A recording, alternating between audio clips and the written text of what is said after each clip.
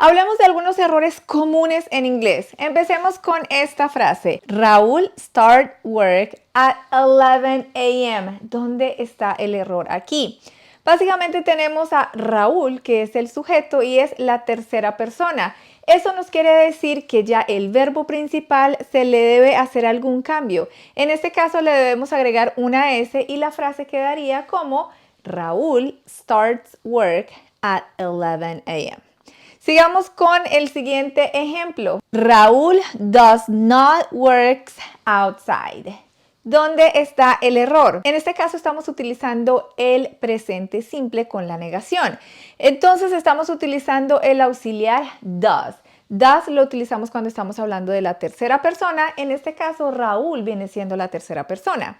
Y como ya tenemos does, eso quiere decir que el verbo principal no necesita tener ningún cambio. Yo me lo imagino como que does ya tiene una S, S con S se elimina y listo. La frase nos quedaría, Raúl does not work outside. Nos vamos con el tercer ejemplo. She has saw lots of things. ¿Dónde está el error?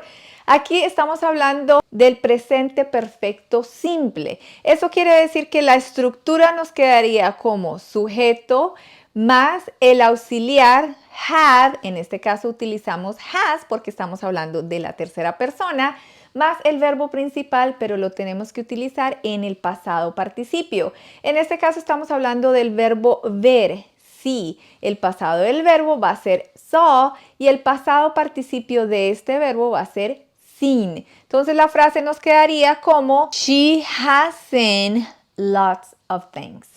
Utilizamos el pasado participio de ese verbo. Siguiente frase. Could you tell me where is the mall?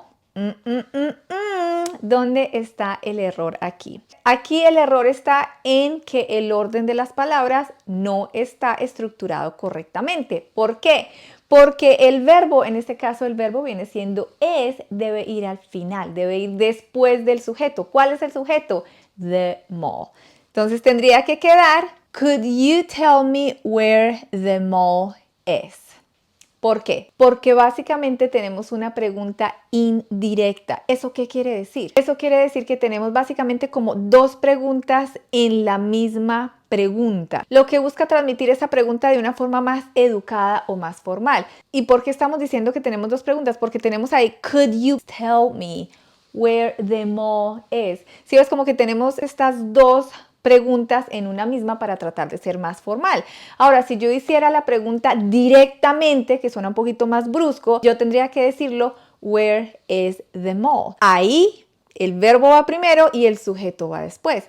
Así es que presta la atención cuando hacemos una pregunta indirecta, que ahí estamos haciendo como dos preguntas en la misma pregunta, y cuando tenemos una pregunta directa vamos al grano y el verbo tiene que ir antes del sujeto. Nos vamos con la última. She said me that she has an iPhone.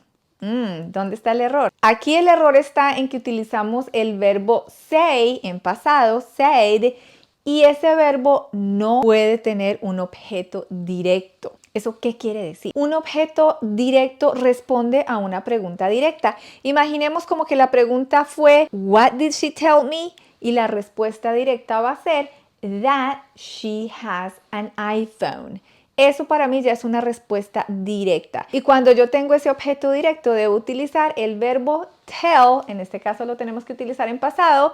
Y la frase nos quedaría, she told me that she has an iPhone. El sujeto es she. El verbo va a ser told. El objeto indirecto va a ser me. Soy la persona que recibe ese mensaje. Y el objeto directo va a ser that she has an iPhone. Literalmente la información que se ha comunicado.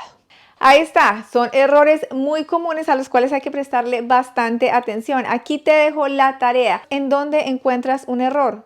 ¿Si hay un error o no hay un error? Déjame saber la respuesta en los comentarios. Un besote. ¡Muac!